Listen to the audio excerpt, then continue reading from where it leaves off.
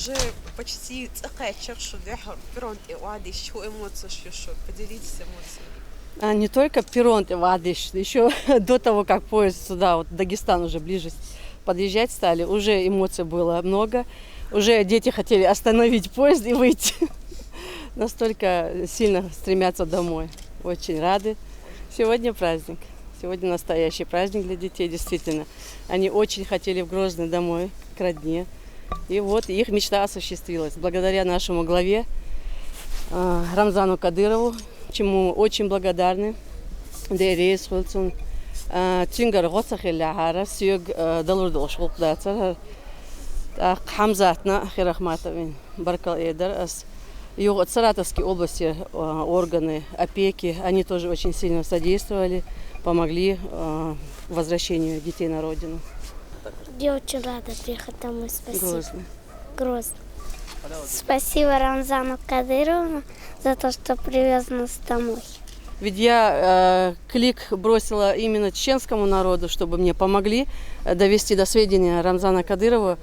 В первую очередь своему народу очень сильно благодарна, потому что многие звонили мне и говорили о том, что мы разослали твое сообщение, и наших детей мы не допустим, чтобы какие-то приюты определили. Ну и, в общем, очень благодарна всему чеченскому народу, кто переживал, сопереживал. Хамзат, сложным ли был путь возвращения домой детей из Саратова? Сколько времени он занял? С какими сложностями вы столкнулись? Ну, сегодня не только праздник у Чемиковых, сегодня праздник у всей республики.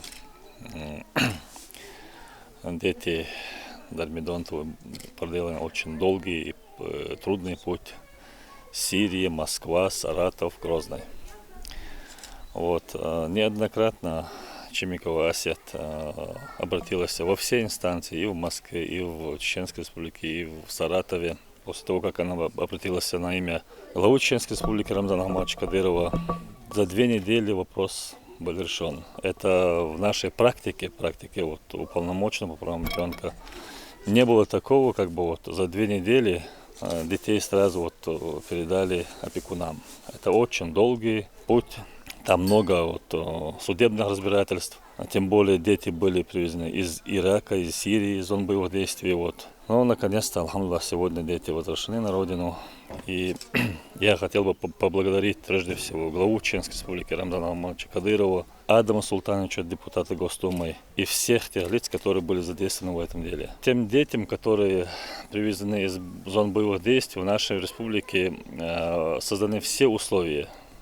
По сравнению с другими регионами, наша республика очень даже вот готова к этому.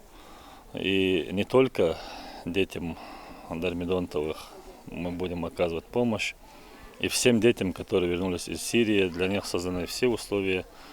Конечно, они требуется долгая вот реабилитация, так как они пережили войну, буквально можно сказать, они дети войны.